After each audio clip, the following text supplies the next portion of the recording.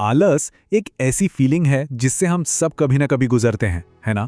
पर सोचिए, अगर मैं कहूं कि ये किसी की गलती है ही नहीं, बल्कि ये हमारे दिमाग की एक बहुत ही स्मार्ट प्रोग्रामिंग है। चलिए आज इसी पहेली को सुलझाते हैं। ये सिचुएशन तो हम सब जानते हैं, राइट?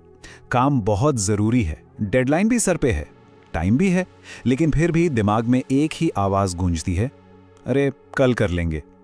ये कल आता क्यों है? दिमाग हमारे ही खिलाफ क्यों काम करने लगता है? चलिए इसी सवाल का जवाब ढूंढते हैं। तो यहाँ सबसे बड़ी और राहत देने वाली बात यह है कि कोई आलसी नहीं होता। जी हाँ, ये सिर्फ हमारा दिमाग है जो हमें आलसी बना रहा है। अब सवाल यह है कि वो ऐसा करता क्यों है? इसके पीछे एक बहुत ही दिलचस्प साइंस है। आज की हमारी बातचीत को हम 4 हिस्सों में देखेंगे। सबसे पहले हम समझेंगे कि दिमाग का असली काम क्या है। फिर देखेंगे कि ये मॉडर्न दुनिया कैसे हमारे लिए जाल बिछाती है। इसके बाद हम आलस के पीछे छिपे डर को उजागर करेंगे। और सबसे आखिर में सबसे जरूरी बात कि हम अपने दिमाग को कंट्रोल कैसे कर सकते हैं।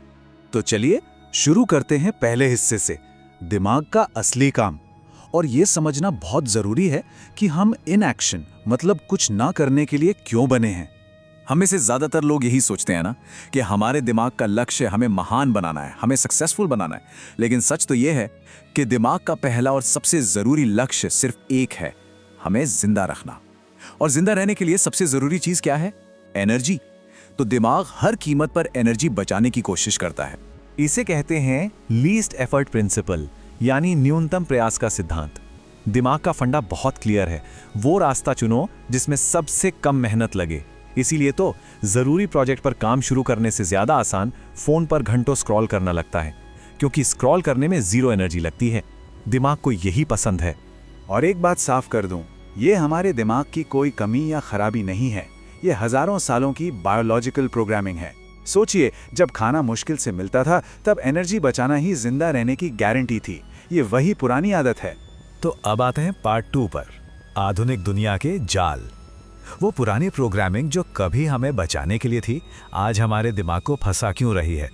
हमारी आज की दुनिया ये तुरंत मिलने वाले डोपामाइन की एक फैक्ट्री है। फोन की हर टिंग की आवाज, सोशल मीडिया पर हर लाइक और वो कभी न खत्म होने वाली वीडियो रील्स, ये सब क्या है?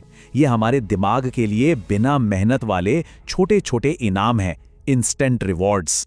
तो ऐसे में दिमाग क्या सोचेगा? उसका लॉजिक तो बहुत सिंपल है, भाई जब बिना कुछ किए ही मजा आ रहा है, रिवॉर्ड मिल रहा है, तो फिर मेहनत कौन करे? वो हमेशा आसान रास्ता ही चुनेगा। और बस यहीं से एंट्री होती है भटकाव यानी डिस्ट्रैक्शन और टालमटोल यानी प्रोक्रेस्टिनेशन की। हमारा दिमाग आसान इनामों के जाल में फंस जाता है और जो काम सच में जरूरी है वो बस पीछे छूटता चला जाता है। लेकिन कहानी सिर्फ एनर्जी और डोपामाइन तक ही सीमित नहीं है। अब हम बात करेंगे पार्ट 3 की, आलस के पीछे का डर। कभी कभी आलस सिर्फ आलस नहीं होता, ये एक ढाल होता है, एक डिफेंस मैकेनिज्म। ये डर हमारे अंदर बहुत गहरे बैठे होते हैं। असफलता का डर, लोग क्या कहेंगे इसका डर, कहीं मैं इस काम के लिए काफी अच्छा नहीं हूं ये डर, या फिर मेरा मजाक बना तो, ये डर इतने ताकतवर होते हैं कि हमें शुरू करने से ही रोक देते हैं। तो यहाँ दिमाग का प्रोटेक्टिव मोड ऑन हो जाता है। उसका लॉजिक बहुत सिंपल है, अगर हम शुरू ही नहीं करेंगे तो हम हार भी नहीं सकते। वो हमें फेल होने के दर्द से बचाने की कोशिश करता है, लेकिन इस कोशिश में वो हमें जीतने का मौका भी नहीं देता। इसी को साइकोलॉजी में कहते हैं इमोशनल प्रोटेक्शन, यानी भावनात्मक सुरक्षा। यहाँ पर आलस हमारा दिमाग एक ढाल की तरह इस्तेमाल कर रहा है ताकि हमें फेलियर या शर्मिंदगी जैसी नेगेटिव फीलिंग से चोट ना पहुंचे। ये एक बचाव है, हमला नहीं। तो अब सबसे बड़ा सवाल, इस सब के बारे में किया क्या जाए? अच्छी खबर यह है कि हम इस साइकिल को तोड़ सकते हैं। चलिए पार्ट 4 में देखते हैं कि दिमाग को कंट्रोल कैसे करें और कमान वापस अपने हाथ में कैसे लें। यहाँ 4 बहुत ही सिंपल लेकिन असरदार कदम हैं। पहला, 5 मिनट का नियम। खुद से कहें कि मैं एक काम सिर्फ 5 मिनट के लिए करूंगा। अक्सर शुरुआत करना ही सबसे मुश्किल होता है। दूसरा, अपना माहौल बदलें। काम को आसान और भटकाव को मुश्किल बना दें, मतलब फोन को दूसरे कमरे में रख दें। तीसरा, इनाम में देरी कम करें, जैसे ही काम खत्म हो खुद को एक छोटा सा रिवॉर्ड दें। और चौथा, अपने डर को स्वीकार करें। खुद से पूछें, मैं असल में किस चीज से डर रहा हूं? जवाब आपको हैरान कर सकता है।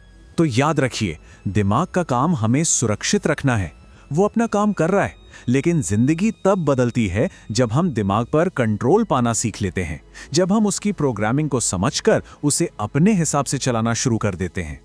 तो आज से दिमाग का गुलाम बने रहने की कोई ज़रूरत नहीं है।